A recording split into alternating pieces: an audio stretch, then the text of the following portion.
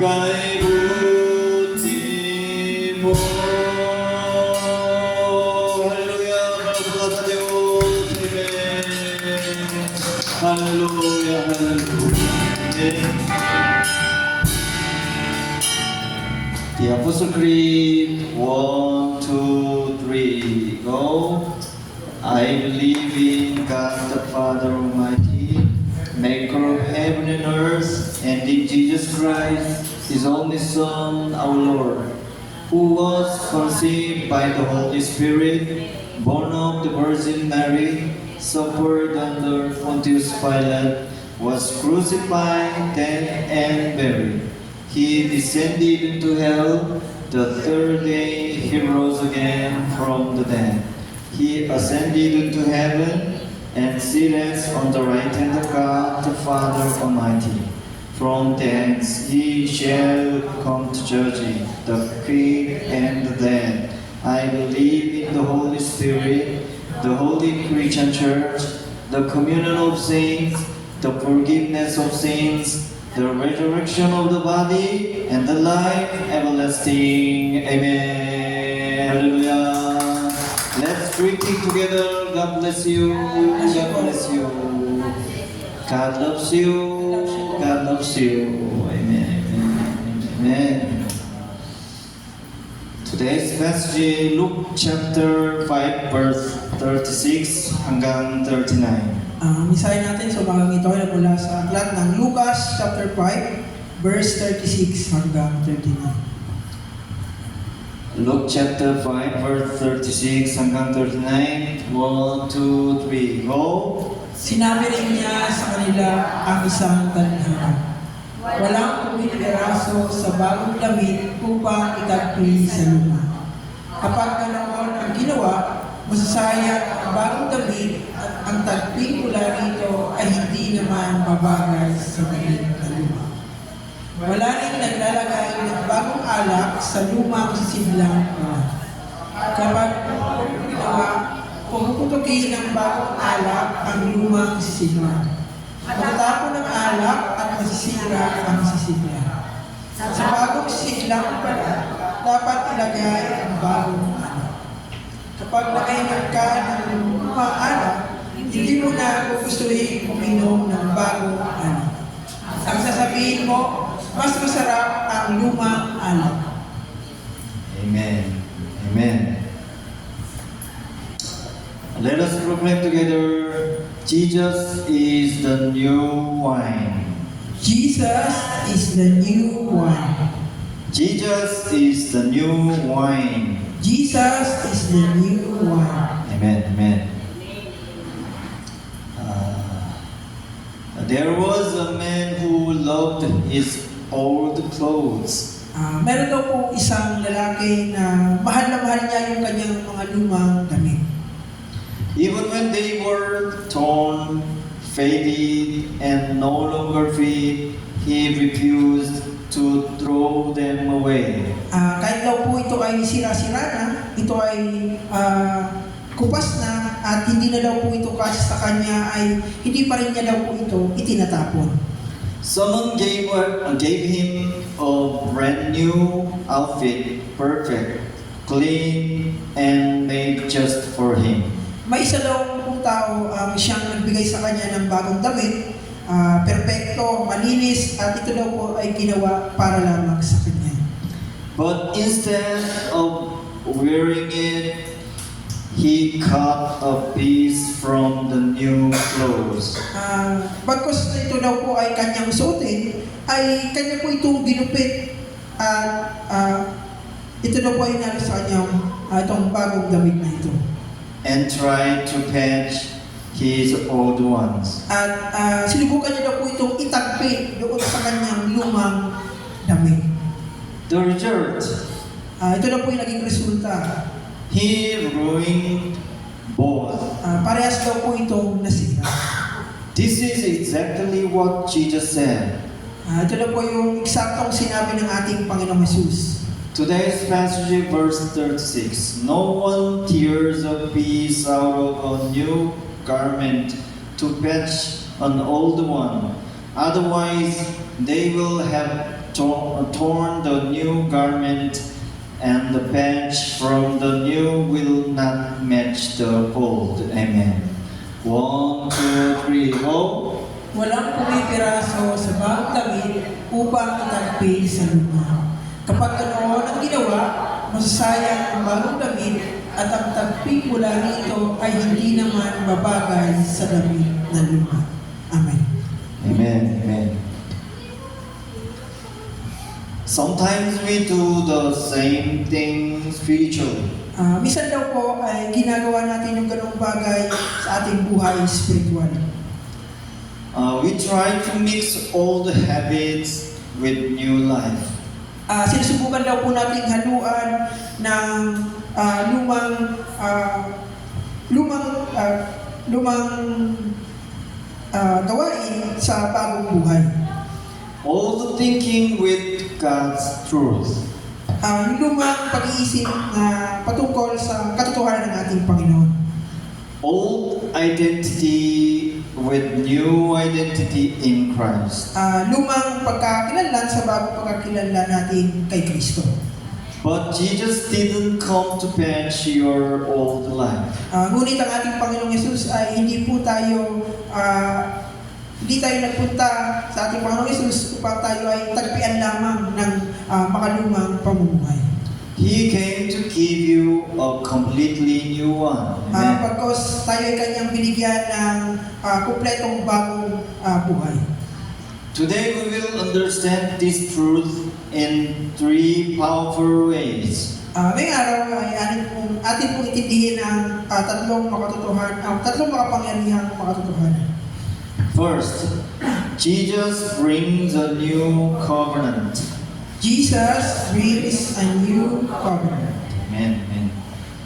Luke chapter 22 verse 20. In the same way, after the supper, he took the cup, saying, "This cup is the new covenant in my blood, which is poured out for you." Amen.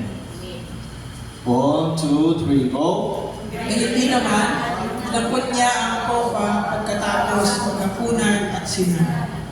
Ang kopang ito ang bagong tipan na pinagtibay ng aking dugo.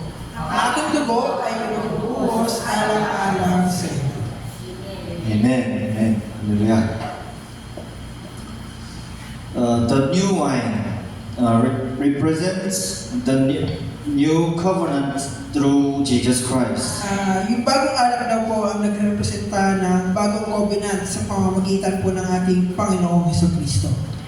In the Old Testament, people follow the law of Moses. Ang ating pong titignan doon sa lumang tipan, ang lahat ng tao ay sumunod sa batas ni Moises. Righteousness was based on obedience. Yung katwiran daw po ay nababase lamang po sa kanilang pagsunod. There was constant awareness of sin. Meron daw pong constant na awareness para doon sa kanilang mga kasalanan. But through Jesus, Ngunit sa pamamagitan po natin Panginoong Jesus, 1 chapter 1 verse 17, for the law was given through Moses. Grace and truth came through Jesus Christ. Amen. 1, 2, 3, go. ibinigay sa pamamagitan ni Moises. Ngunit dumating ang kagandahang loob at katotohanan sa pamamagitan ni Jesucristo. Amen. Amen. Amen. Hebrews chapter 8 verse 12. For I will forgive their wickedness and will remember their sins no more. Amen. 1, 2, 3, go.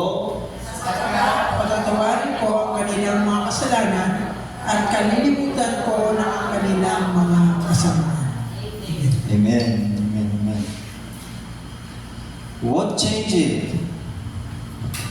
Ano nga ba yung nabago? From law to grace. Ito Amen. na po ay sa pamagitan ng batas patungo sa biyaya. From performance to relationship. Simula sa performance hanggang sa relasyon natin. From guilt to forgiveness. Sa Amen. pamagitan po ng guilt patungo sa kapatawaran. Jesus didn't come to make you more religious. He came to make you redeemed. Amen. Hindi lamang po naparito ang ating Panginoong Yesus para tayo ay magkaroon ng reliyon. Naparito siya para tayo ay kanyang ma-redeem. It's like trying to upgrade an old, broken system and keeps failing. Tulad daw po ito ng pagsubok na, yung sinubukan natin i-upgrade yung luma, sirang sistema, ngunit ito ay patuloy na nasisira. Jesus didn't come to upgrade your old life. He came to replace it with a new one. Amen. Kaya nga na ginawa natin Panginoong Yesus, siya ay hindi lamang naparito upang i-upgrade yung luma nating buhay, ngunit siya ay naparito para ito ay palitan ng bago. Stop trying to earn God's love. Itigil daw po natin na subukang earn yung pag-ibig ng ating Panginoon. You already have it through Christ. Ito daw po ay nasa atin na sa pamagitan ng ating Panginoon Jesucristo. Second, new wine requires a new heart. Amen. New wine requires a new heart. Amen. Today's passage verse 37, and no one pours new wine into old wine skins. Otherwise, the new wine will burst the skins, the wine will run out, and those wineskins will be ruined. Amen. 1, 2, 3, go. Wala nang naglalagay ng bagong alak sa lumang sisidlang balat. Kapag ganoon ang ginawa, papuputukin ng bagong alak ang lumang sisidlang. Matatapon ang alak at masisira ang sisidlang. Amen. Amen. Amen. Amen. The problem is not the wine. The problem is the container. Hindi daw po yung alak yung problema. Ang problema daw po ay yung sisidlan. All the wineskins represent stubborn attitudes, unrepented sin, pride and self-reliance, a close and resistant hurt. Yung lumang sisidlan ay nagre-representa daw po yun ng ating mga pag-uugali. Yung hindi natin pinagsisihang kasalanan, yung ating pride sa ating mga sarili, o yung ating pagiging makasarili, at yung sarado at resistant nating puso. God's solution is not patching, it is transformation. Amen. Ang tanging solusyon ng ating Panginoon ay hindi lamang po sa pagtagpi, ngunit ito na po ay sa pamamagitan ng pagbabago. As Kyle chapter 36 verse 26, I will give you a new heart and put a new spirit in you. I will remove from you your heart of stone and give you a heart of flesh. Amen. 1, 2, 3, go. Bibigyan ko kayo ng bagong puso at bagong espiritu. Ang pasuway inyong puso ay gagawin kong pusong masunurin. Amen. Amen. Amen. 2 Corinthians chapter 5 verse 17. Therefore, if anyone is in Christ, the new creation has come. The old has gone, the new is here. Amen. 1, 2, 3, go. Kaya kung nakipag-isa na kay Kristo ang isang tao, isa na siyang bagong nilalang. Wala na ang dati niyang pagkatao, sa halip ito'y napalitan na ng bago. Amen. Amen. Amen. Amen. Romans chapter 12 verse 2. Do not conform to the pattern of this world, but be transformed by the renewing of your mind. Then you will be able to test and approve and what God's will is, His good, pleasing, and perfect will. Amen. 1, 2, 3, go. Huwag kayong mag-aalala sa takbo ng mundong ito. Sa halip, hayaan ninyong baguhin ng Diyos ang inyong pag-iisip upang maunawaan ninyo ang Kanyang kalooban. Sa gayon, magagawa ninyo kung ano ang mabuti, kalugod-lugod at ganap na kalooban ng Diyos. Amen. Amen. Amen. What does a new wineskin look like? Ano nga ba yung itsura ng isang sisidlang balat? A heart that is humble and teachable. Ito lang po ay kagaya ng puso na mapagpakumbaba at natuturuan. A mind that is open to God's truth. Ang isang pag-iisip na siyang bukas tungo sa katotohanan ng ating Panginoon. A life that is surrendered to the Holy Spirit. Amen. Kagaya po na ito ng buhay na kayang isuko sa pamamagitan ng banal na Espiritu. You cannot pour fresh water into a dirty container and expect it to stay clean.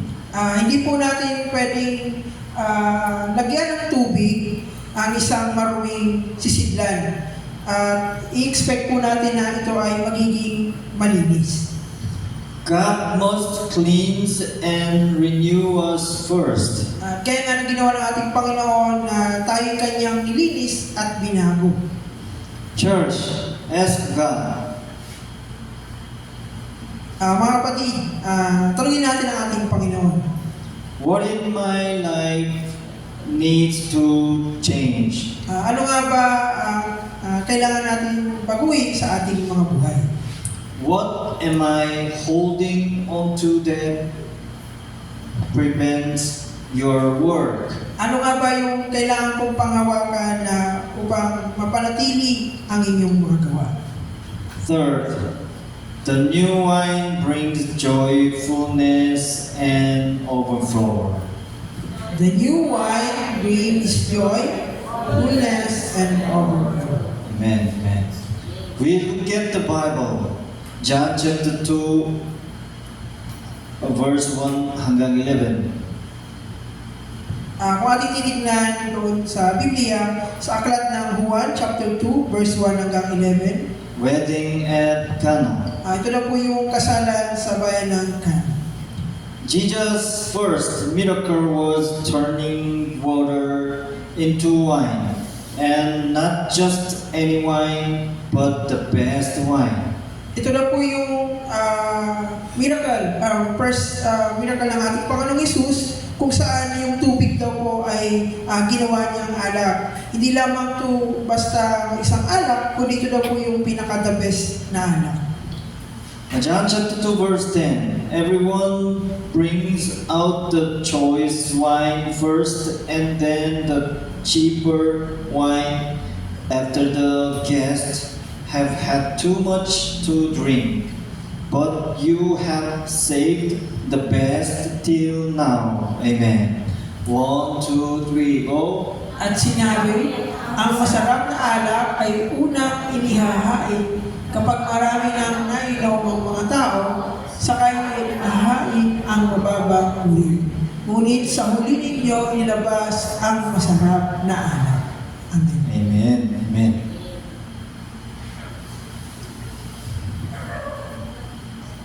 The reveals the heart of Jesus. Ito na po yung naglibing sa puso ng ating Panginoong Hesus. He brings joy instead of emptiness. Siya po ay nagdala ng kasiyahan, instead na lang po ay emptiness. He brings peace instead of anxiety. Siya po ay nagdala ng kapayapaan, instead daw po na anxiety. He brings abundance instead of lack. Siya po ay nagdala ng abundance, instead daw po na pagkakulang. Psalm chapter 16 verse 11. You make known to me the path of life. You will fill me with joy in your presence, with eternal pleasures at your right hand. Amen. 1, 2, 3, go. Ituturo mo ang landas na patungo sa buhay. Sa piling mo ay madarama ang lubos na kagalakan. Ang tulong mo ay magdudulot ng ligaya na walang hanggan. Amen. Amen. Amen. Christianity is not meant to be dry, heavy, and joyless. Yung buhay Kristyanismo daw po ay hindi po ito patungkol sa pagiging tuyo, pagiging mabigat at walang kasiyahan. Jesus brings joy, peace, fulfillment. Ngunit ang ating Panginoong Yesus ay nagdala ng kasiyahan, kapayapaan at ng fulfillment. Without Jesus, life is like empty jars at the wedding. Sabi nga dito, katulad nga nito, wala ang ating Panginoong Yesus gaya nga ng sabi dito na gaya nga ng empty jars o yung mga walang lamang jar doon sa kasalan. With Jesus, those jars are filled to the brim. At kung kasama nga ang ating Panginoong Yesus, lahat ng jar na yun ay mapupuno ng alak. If your spiritual life feels empty, kapag daw po yung buhay spiritual natin ay feeling natin ay empty, come back to Jesus. Amen. tayo daw po ay muling bumalik sa ating Panginoong Yesus. Stay in His presence. Tayo daw po ay manatili sa Kanyang presensya. Let Him fill you again. Amen. Hayaan po natin siya na tayo Kanyang punan. conclusion. Jesus is the new wine. Jesus is the new wine. He brings a new covenant of grace. He brings a new covenant of grace. He requires a new heart and transformed life. He requires a new heart and transformed life. He gives joy, fullness, and overflow. He gives joy, fullness, overflow. Amen, amen. Isaiah chapter 43 verse 19. See, I am doing a new thing. Now it springs up. Do you not perceive it? I am making a way in the wilderness and streams in the wasteland. Amen. 1, 2, 3, go. Masdan mo, ako ay gagawa ng isang bagong bagay. Ito ay nagaganap na hindi mo pa nakikita. Gagawa ko ng isang daanan sa gitna ng disyerto at magkakaroon ng ilog sa lugar na ito. Amen.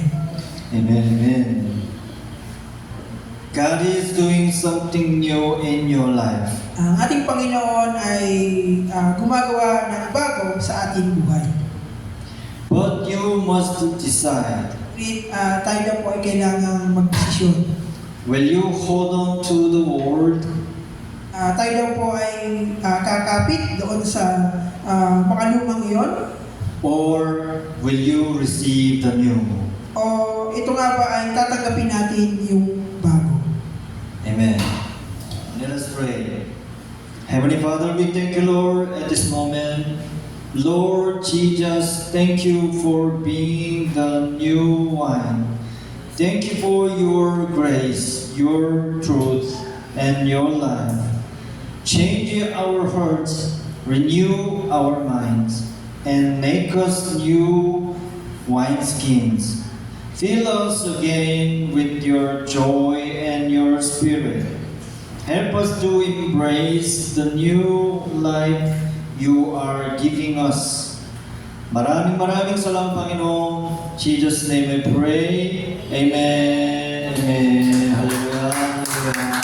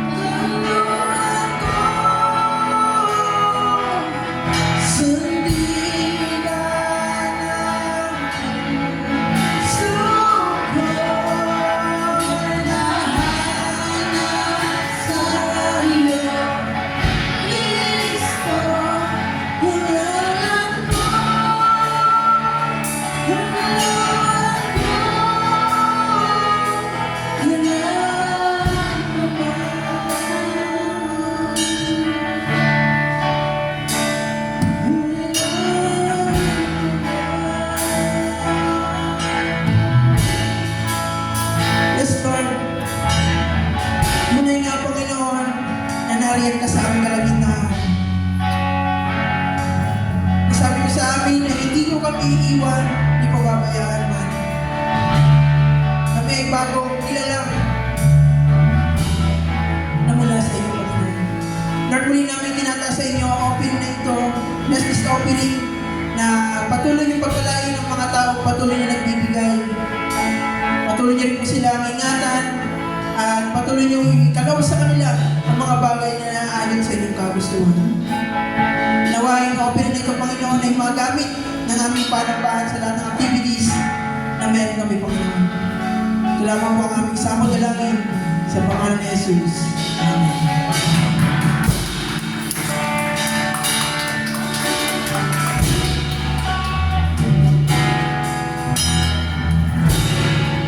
So, announcement po, ganun po tayo every Sunday.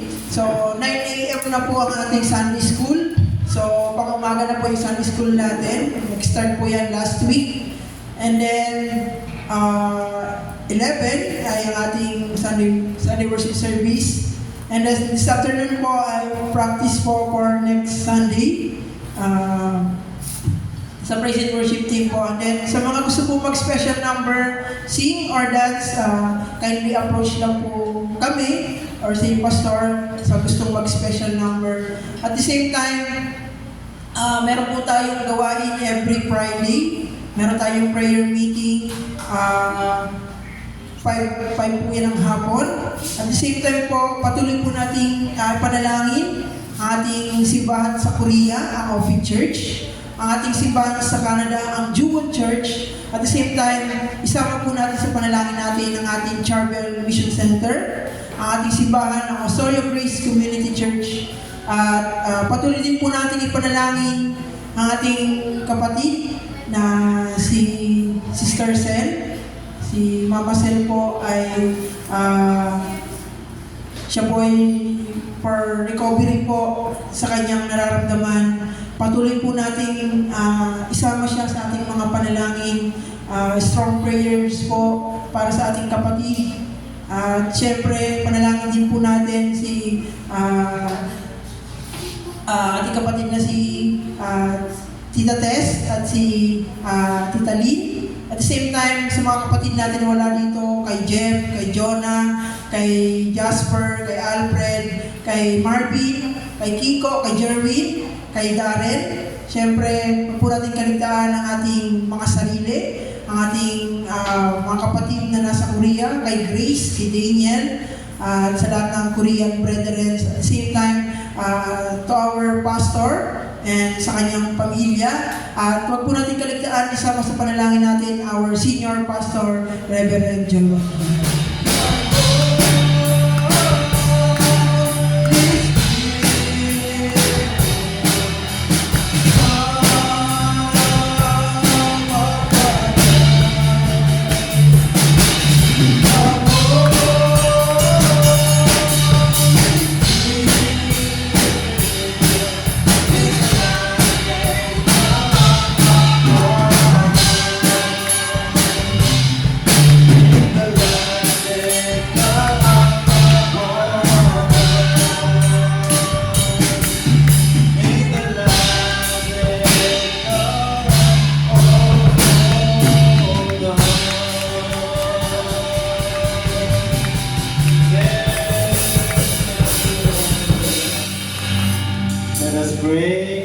May the grace of the Lord Jesus Christ and the love of God the Father and the inspiration and work of the Holy Spirit be with all the believers gathered here and with their homes, schools, workplaces, and businesses now and forevermore.